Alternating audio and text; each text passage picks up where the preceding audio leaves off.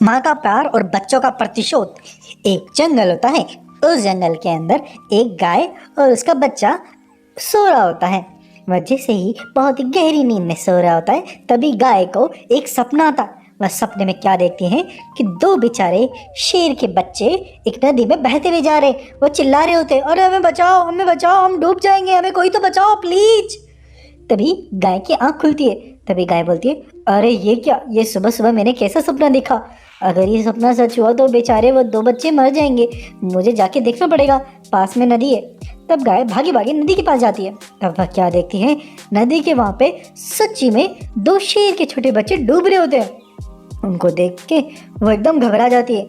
वह बच्चे चिल्ला रहे होते हैं, हमें बचाओ, हमें बचाओ, हम डूब जाएंगे, मर जाएंगे। तब वह गाय नदी में कूद के उन दोनों बच्चों को अपनी पीठ पर बैठा के बाहर लेके आ जाती है। जैसे उन दोनों बच्चों को बाहर लेके आती है, वो दोनों बच्चे बड़े मासूम होते हैं, बड़े छोटे छोटे होते हैं। तो गाय को उन पर बहुत दया आ जाती है। गाय बोलती है, अरे मासूम बच्चों, तुमको तुम्हारे मम्मी पापा के बारे में पता है क्या। दोनों बच्चों को कुछ नहीं पता होता। वो बोलते, हमें कुछ नहीं पता, हम तो नदी में बह रहे थे, हमें कुछ नहीं पता। तब गाय बोलती है, चिंता मत करो बच्चों, तुम शांत हो जाओ, तुम मेरे साथ चलो, अब तुम मेरे बच्चे हो, मैं तुम्हें अपने बच्चे की तरह पालूंगी, बड़ा करूंगी। तब वह शेर के दोनों बच्चों को अपने साथ ले जाती है, उनको बहुत प्यार करती है, उनको पालती पोसती है और बड़ा करती है। ऐसे ही कुछ दिन बीत जाते हैं और वह दोनों बच्चे भी बड़े हो जाते हैं। वह अपनी माँ के साथ बड़े प्यार से और बड़े खुशी से रहते हैं। तभी वहाँ पे एक भालू आ जाता है। वो भालू क्या देखता है, तो भालू तो चौंक जाता है। वो देखता है, अरे ये क्या, ये दोनों यहाँ पे, अरे ये तो चमत्कार हो गया। वो भालू बोलता है उनको, अरे सिम्बा और जय, तुम यहाँ पे, तुम सच में हो, ये तो चमत्कार ही हो गया, तुमको देख के मैं तो एकदम शॉक में हूँ। तभी वह गाय बोलती है, अरे ये क्या, तुम क्या इनको जानते हो। तब वह भी बोलते, अरे ये नाम तो हमें सुनने से लग रहे हैं, आपको ये नाम कैसे पता। शेर के बच्चे भालू को बोलते हैं। तब भालू बोलता है, अरे तुम वही हो, तुम सिम्बा हो और तुम जय हो, जरूर तुम वही हो। तब गाय बोलती है, ये तुम क्या कह रहे हो, ये बच्चे तो बहुत छोटे हैं और नदी में डूब के मरने वाले थे, मैंने इनको बचाया। भालू बोलता है, अरे नहीं नहीं, ये वही है, पक्का वही है, मैं तुम्हें बताता हूँ स्टोरी। क्या हुआ था, कुछ कई सालों पहले हमारा जो जंगल है वहाँ के राजा हुआ करते थे शेर खान जंगल के बड़े अच्छे राजा थे। उनके एक बीवी भी थी, अपनी बीवी से बहुत प्यार करते थे और जंगल में उनका शासन हर कोई पसंद करता था। और कुछ ही दिनों के अंदर शेरनी को बच्चे पैदा होने वाले थे। जब उनको दो बच्चे पैदा हुए तो वो जुड़वा हुए। वो बहुत सुंदर थे और बहुत प्यारे थे। उनमें एक का नाम था सिम्बा, दूसरे का नाम था जय। और वह बहुत ही प्यार से अपने मम्मी पापा के साथ रहते थे। और शेर खान का जो राज है वो बहुत फैल रहा था, सब लोग उसके राज्य को पसंद करते थे। जब ये खबर कानिया शेर को पता चली तो वो आग बबूला हो गया। वो अपने दोस्त टाइगर के साथ मिलके प्लान बनाता है। बोलता, अरे हम कुछ प्लान बनाते हैं, ये जो पड़ोस के जंगल में शेर खान है ना, ये बहुत पावरफुल होता जा रहा है, हमें उसको मारना पड़ेगा। तब एक बार बाघ शेर खान के पास जाता है और शेर खान को बोलता है, अरे शेर खान जी, हमारे जो राजा जी है ना दूसरे जंगल के, वह जंगलों की भलाई के लिए एक बहुत बड़ा प्लान बनाया है। आप एक काम करिए, काली की पहाड़ी पर आ जाइए, हम आपके साथ डिस्कशन करेंगे। ये बात शेरनी सुन लेती है। शेरनी इसका लिए शेर की पूरी बातों को जानती थी। वह अपने शेर राजा को बोलती है, अरे शेर खान जी, आप मत जाइएगा, वह बहुत दूर थे, आप मत जाइए वहाँ पे, पता नहीं वो क्या करे। लेकिन शेर खान बोलता है, अरे वो जंगल के भलाई के बारे में सोच रहा है, अगर जंगल के भलाई के बारे में कुछ बात हुई तो ये बहुत अच्छा होगा, मुझे जाना चाहिए। तो शेर खान अपनी बीवी की बात नहीं मानता और वह काली पहाड़ी के पीछे वहाँ पे पहुँच जाता है। जैसे वह वहाँ पहुँचता है तब कालिया शेर वहाँ पे होता है। कालिया शेर बोलता है, अरे तुम आ गए, बहुत तुम्हारा इंतजार कर रहा था मैं। तब शेर खान बोलता है, हाँ बोलो, हम कैसे जंगल की भलाई कर सकते हैं, बताओ। तभी उसको काफ़ी सारे शेर और बाघ उसे घेर लेते हैं। उसमें जो उसका सेनापति बाघ होता है वो बोलता है, हाँ हाँ, हमने तो तेरे को फंसाने का प्लान किया था, तू फंस गया उसमें, अब हम तेरे को नहीं छोड़ेंगे। तब शेर खान बोलता है, ये तूने बहुत गलत किया, लेकिन चिंता मत करो, मैं अकेला हूँ लेकिन तुम सबके लिए काफ़ी हूँ। उसके बाद शेर खान और उन सब में बहुत भयंकर लड़ाई होती है। शेर खान एक एक करके सबको मारता रहता है लेकिन इतने सारों का एक साथ अटैक करने से वह उस अटैक को संभाल नहीं पाता और वह सब लोग उसको वहीं पे मार देते हैं। शेरखान के मरने के बाद ये खबर जब उसकी बीवी को पता चलती है तो अपने बच्चों को लेके वहाँ से भाग जाती है, क्योंकि वह जानती थी कि वह अब उसके बच्चों को उसको मारने जरूर आएंगे। जब ये खबर कालिया शेर को पता चलती है तो वह भी उस शेरनी के पीछे भागता है और फिर भागते भागते वह एक जगह पे जाके उनको रोक लेता है। तभी शेरनी बहुत गिड़गिड़ाती है, बोलती है, अरे मेरे बच्चों को छोड़ दो, उन्होंने क्या किया, तुम उनको छोड़ दो इनको। तब लेकिन वह कालिया शेर कहाँ मारने वाला था, वह उन दोनों बच्चों को वहीं पे मार देता है। उसके बाद ये उनको मारने के बाद शेरनी तो वहीं पे बेहोश हो जाती है। उसको बेहोश समझ के बस टाइगर और कालिया शेर वहाँ से चले जाते हैं। उसके बाद जब शेरनी को होश आता है तो अपने बच्चों को मरा हुआ देख के वो तो पागल ही हो जाती है। वो उनको मरा हुआ मानती ही नहीं है। वो बोलती है, नहीं मेरे बच्चे मरे नहीं हैं, वो जरूर आएंगे, मेरे सिम्बा जे आएंगे, मेरे सिम्बा शेर जरूर आएंगे। तब से वह आपकी माँ रानी इसी तरह से आप दोनों का इंतजार कर रही है। ये जरूर आपका पुनर्जन्म हुआ है, वह आपका इंतजार कर रही है। चलिए सिम्बा जे अपनी माँ के पास चलिए। तभी सिम्बा और जे को अपनी पूरे पुराने जन्म की पूरी कहानी याद आ जाती है। बोलते, हाँ हमको सब कुछ याद आ चुका है, हमारी माँ हमारा इंतजार कर रही है और उस दुष्ट काली शेर को तो हम नहीं छोड़ेंगे, उस बाघ को भी नहीं छोड़ेंगे। हाँ भाई, हम नहीं छोड़ेंगे। तब वह दोनों मिलके भागे भागे अपनी माँ के पास पहुँचते। जैसे वो अपनी माँ को देखते तो उसकी माँ बोलती, देखो मैंने कहा था मेरे सिम्बा और जय जरूर आएंगे, देखो वो आ गए, बेटो तुम आ गए ना। तब सिम्बा और जय बोलते, हाँ माँ हम आ गए, अब हम तुमको दिए गए हर दुख और हर उसका बदला हम लेंगे, हमारे पिता के हत्यारे को हम नहीं छोड़ेंगे, बिल्कुल नहीं छोड़ेंगे। उसके बाद सारे जंगल के जानवर भी जब ये खबर जानते हैं तो वह भी शेरनी और अपने दोनों राजाओं से मिलने आते हैं। तभी वहाँ पे सबसे समझदार जो भालू होता है वो बोलता है, अरे सिम्बा जी और जय जी वह बहुत शक्तिशाली हैं, अभी हमें कुछ प्लान करके उनको मारना होगा। एक काम करते हैं, मैं उनको कैसे भी करके काली पहाड़ी की सेम जगह पे लेके आता हूँ। हम सब लोग काली पहाड़ी के ऊपर चढ़ जाएंगे और उनको आप बीच में घेर लीजिएगा। फिर उनकी जो सेना है उन पे हम पत्थर बरसा के उनकी सेना को पूरी को मार देंगे। फिर जब वो दोनों बचेंगे उन दोनों का आप अटैक करके मार देना। तब भालू ऐसा ही करता है। भालू उसको बोलता है, अरे कालिया शेर जी, अरे चलिए सुनिए, काली पहाड़ी के पास बहुत बड़ी सेना आई हुई है, वह चुपके से आपका इंतजार आपके पे अटैक करने का प्लान कर रही है। अगर आप अभी उन पे अटैक करेंगे तो हक्के पक्के हो जाएंगे और कुछ नहीं कर पाएंगे। चलिए अपनी पूरी सेना लेके चलिए। कालिया शेर और टाइगर अपनी पूरी सेना लेके काली की पहाड़ी पे चले जाते हैं। जैसे वह काली की पहाड़ी पे जाते हैं तभी जो बाकी जानवर होते हैं जो पहाड़ी पे ऊपर होते हैं सब पत्थर फेंक के उसकी पूरी सेना को वहीं पे ही कुचल देते हैं, मार देते हैं। और उसके बाद वो होने के बाद सामने से सिम्बा और जय आता है। सिम्बा और जय को आता हुआ देख के कालिया शेर के पैरों के नीचे जमीन निकल जाती है। वो दोनों चौंक जाते हैं, बोलते हैं, ये क्या, हमने तो तुमको मार दिया था, तुम जिंदा कैसे हो गए। तब सिम्बा बोलता है, अरे तुमने हमें मार तो दिया था लेकिन ईश्वर की कुछ और ही मंजूरी थी, हम वापस आए हैं तुमसे हमारा बदला लेने। उस जय, चलो मिलके इसको मार देते हैं। उसके बाद जय और सिम्बा मिलके उस टाइगर और उस काले शेर को वहीं पे मार देते हैं और उनको उल्टा टाक देते हैं। उसके बाद वो अपनी माँ के साथ जंगल में फिर से आ जाते हैं और उस जंगल पे फिर से सिम्बा, जय और उसकी माँ का राज हो जाता है। सारे जंगली जानवर अपने नए राजा और अपनी महारानी को पाके बड़ा ही खुश होते हैं। इस तरह से इस कहानी का होता है हैप्पी एंड। चमत्कारी ईगल शेर। रामपुर नाम का एक जंगल होता है। उस जंगल के अंदर काफ़ी सारे जंगली जानवर बहुत ही डरे हुए रहते हैं।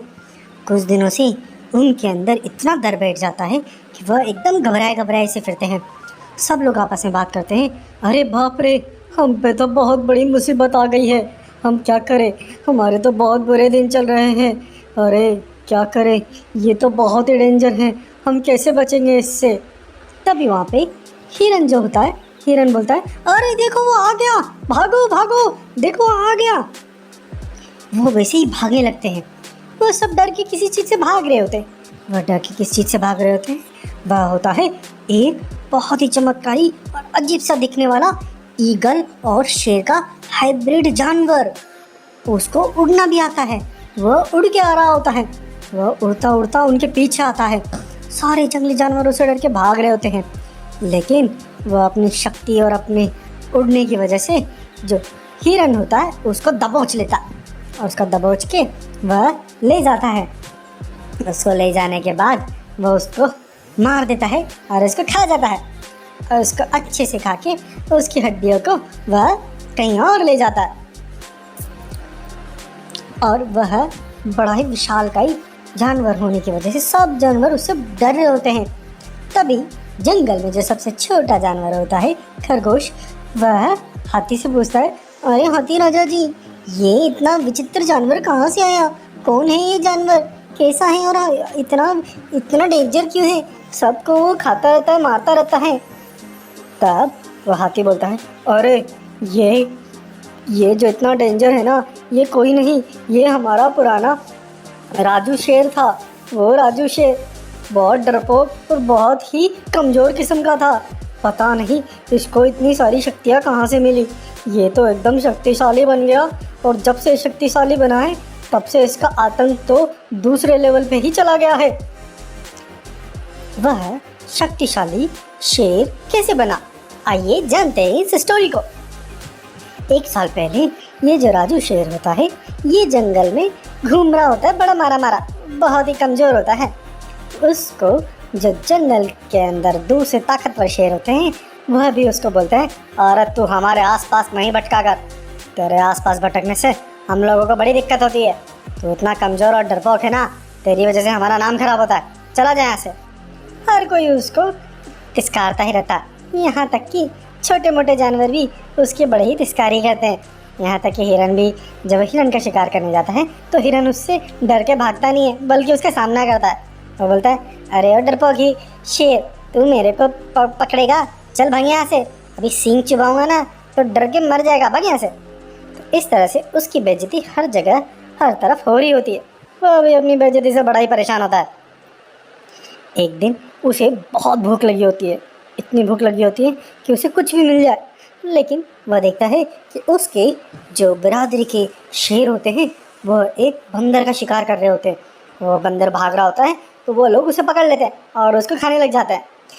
वही राजू शेर सोचता है, अरे यार मुझे बहुत भूख लग रही है, मैं अगर अपने इन बिरादरी लोगों के पास जाऊंगा, थोड़ा बोलूँगा तो शायद थोड़ा बहुत कुछ मुझे दे देंगे, मैं जाता हूँ इनके पास। वह ऐसे सोचता सोचता उनके पास जाता है और उनसे रिक्वेस्ट करता है। वो बोलता है, अरे मेरे दोस्तों, क्या मुझे तुम थोड़ा सा बंदर का मांस दे दोगे? मुझे थोड़ी सी भूख लग रही है, प्लीज़ दे दो ना, मैं फिर बाद में अपना जुगाड़ कर लूँगा कहीं और। तब उसमें दूसरा शेर बोलता है, अरे ओ बेवकूफ़, अपना खाना शेर खुद पकड़ के खाते हैं, तेरे जैसे शेरों का तो नाम ही बदनाम है हमारी बिरादरी का, तेरे को तो जिंदा भी नहीं रहना चाहिए, चल भाग यहाँ से, मर जा भूखा, हम तेरे को एक इसमें से थोड़ा भी नहीं देंगे। इस तरह से उसको वो जलील करके वहाँ से भगा देते हैं। वह इस चीज़ से बड़ा ही दुखी होता है, लेकिन क्या करता, वह कुछ नहीं करता, वो दूर बैठा बैठा वेट करता है। वह सोचता है, अरे ये लोग यहाँ से चले जाएंगे तो थोड़ा बहुत कुछ बचेगा वही मैं खा लूँगा। जब वो शेर वहाँ से चले जाते हैं तब वह उसके पास जाता है तो वह देखता है, अरे ये तो पूरा ही खा गए, केवल हड्डियाँ ही बची है। ओह क्या करूँ, चलो कोई नहीं, इन हड्डियों को ही चूस चूस के खा लेता हूँ, थोड़ा तो रस पेट में जाएगा तो कुछ पेट को ठीक लगेगा। उसके बाद वह उस हड्डी से बड़े ढांचे को उठा के ले जाता है। वो लेके जा रहा होता है चुप चुप के। वह सोचता है, अरे कोई मुझे देख ना ले, नहीं तो मेरी और खिल्ली उड़ेगी कि देखो मैं हड्डियाँ नोच के खा रहा हूँ। मुझे किसी गुफा में जाके चुपके से कहीं पे जाना पड़ेगा, तब मुझे बढ़िया मिलेगा। तब वह ढूंढता ढूंढता उसे एक गुफा दिख जाती है। वह उस गुफा के अंदर घुसता है और वो बोलता है, ये गुफा बढ़िया है, इस गुफा के अंदर मैं इस हड्डी को चूस चूस के खाऊंगा, बड़ा मज़ा आएगा, हा। जैसे ही वह हड्डी को उस कंकाल को नीचे रखता है तभी उस गुफा में एक आवाज़ आती है, अरे ओ शेर, तू मेरी गुफा में आया है, तेरा स्वागत है। तब वो शेर चौंक जाता है, बोलता है, अरे ये आवाज़ कहाँ से आ रही है, ये आवाज़ कहाँ से आ रही है, कौन है इधर? तभी उस गुफा के अंदर से एक राक्षस निकल के आता है। वो बोलता है, हा, अरे शेर, तू बहुत दिनों बाद कोई मेरी इस गुफा में आया है, मैं बहुत परेशान था, अब तू आया है तो मुझे तेरे से कुछ काम है और तूने बहुत सही चीज़ लेके आया है। मेरा शरीर अभी हल्का है, इसको हड्डियों की ज़रूरत है। तू मेरे लिए डेली एक जानवर का हड्डी लेके आया कर, और याद रखना सारी हड्डियाँ जुड़ी हुई होनी चाहिए। उन सारी हड्डियों से मैं अपने अंदर शक्ति भर लूँगा। जैसे सारी हड्डियाँ 100 हड्डियाँ हो जाएगी, तब मैं इस यहाँ पे एक श्राप से आज़ाद हो जाऊँगा। मुझे एक ऋषि मुनि ने श्राप दिया था, तब से मैं बिना हड्डियों के हूँ। बिना हड्डियों के मैं कुछ नहीं कर पा रहा। मुझे हड्डियाँ मिल जाएगी तो मैं इस श्राप से आज़ाद हो जाऊँगा। तब शेर बोलता है, अरे मैं तुमको ये पूरी हड्डियाँ दे दूँगा, तो मुझे क्या मिलेगा इस बदले में? मुझे कुछ तो मिलना चाहिए ना। तब राक्षस बोलता है, अरे क्यों नहीं, मैं तुझे जादुई शक्तियाँ दूंगा, और मैं तेरे को जादुई शक्तियाँ अभी दूंगा। इन जादुई शक्तियों से तू कभी भी किसी का शिकार कभी भी कर सकता है। बोल, तुझे मंजूर है क्या?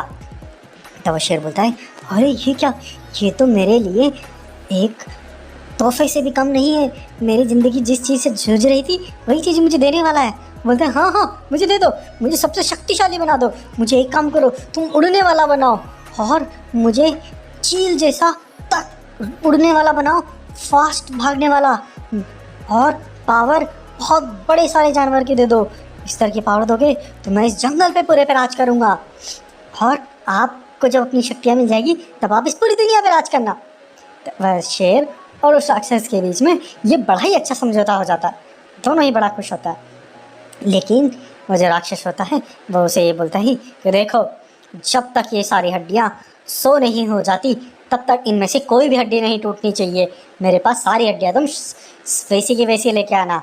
अगर कोई भी हड्डियाँ टूटती है तो तुम्हारी जो शक्तियाँ हैं वह सारी ख़त्म हो जाएगी, और मैं फिर से कैद हो जाऊँगा। याद रहे इस चीज़ को। तब शेर बोलता है, हाँ हाँ बिल्कुल, मैं इसका पूरा ध्यान रखूँगा। उसके बाद वह राक्षस उसे जादुई शक्तियाँ देता है। उन जादुई शक्तियों से तो वह शेर एक आधा ईगल और एक आधा शेर बन जाता है। वह एक बड़ा सारा दैत्य टाइप का बन जाता है। उसकी शक्तियाँ तो बहुत असीम सी लगती है। उसके बाद वह उस गुफा से निकलता है और जानवरों पे राज करने लग जाता है। इस तरह से हम आज के दिन में वापस आते हैं। तब भालू उसको बोलता है, अब तब से हम बड़े ही फंसे पड़े हैं, क्या करें, परेशान हो गए हैं, हम क्या करें? तब वह बच्चा बोलता है, अरे कोई ना कोई तो रास्ता होगा ना, किसी न किसी तरीके से तो उसको हम पकड़ सकते हैं। और वह उस गुफा के अंदर जाता है, क्यों ना वो जो हड्डियां हैं हम हड्डियों को तोड़ दे। तब वह हाथी बोलता है, अरे उस हड्डियों को तोड़ना बहुत मुश्किल है, वह उसकी नज़र पूरी पक्की वहाँ पे रहती है। यह शेर हमेशा इस चीज़ का पूरा ध्यान रहता है कि वो जल्दी से किसी जानवर को पकड़े और फटाक से वहाँ पे पहुँच जाए।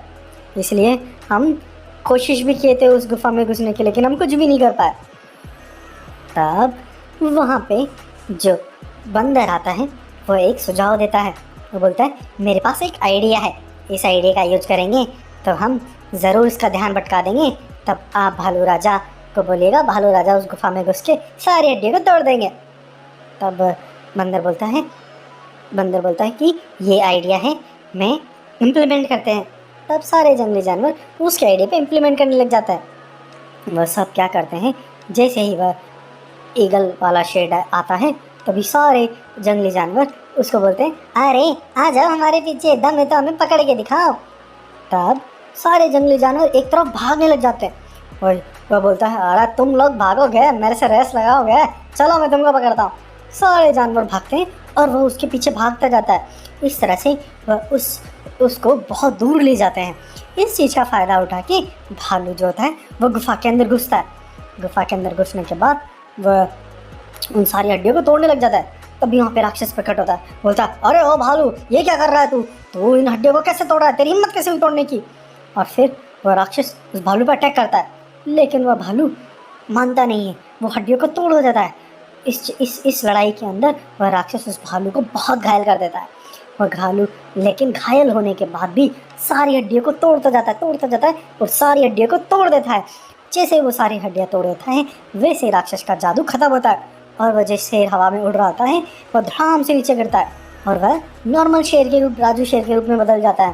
और जैसे ही नॉर्मल शेर के रूप में बदलता है वो सोचता है, अरे ये क्या हुआ, मैं उड़ क्यों नहीं पा रहा हूँ और मेरे अंदर इतनी कमजोरी कैसे आ गई, कहीं मेरी सारी हड्डियाँ कोई तोड़ तो नहीं दिया, अरे मैं तो बहुत दूर आ गया।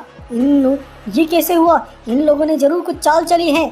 तभी वहाँ पे बंदर बोलता है, हाँ हाँ, ये सब हमने चाल चली है, बहुत अत्याचार कर लिया तूने हम सब पे, मारो इसको। सारे जंगली जानवर मिलके उस पे टूट पड़ते हैं और उसको जान से मार देते हैं। और दूसरी तरफ गुफा के अंदर वह राक्षस भी अपनी सारी हड्डियां टूटने की वजह से वो भी वापस से कैद हो जाता है। इस तरह से ये जंगल से इन दोनों का आतंक खत्म होता है। लेकिन जो भालू होता है वह बहुत घायल हो चुका होता है। सारे लोग वापस से उस भालू के पास पहुंचते हैं तो भालू को बोलते हैं, अरे भालू, तूने आखिरी सांस तक लड़ा, तेरे त्याग और बलिदान की वजह से आज जंगल फिर से सुरक्षित रहा।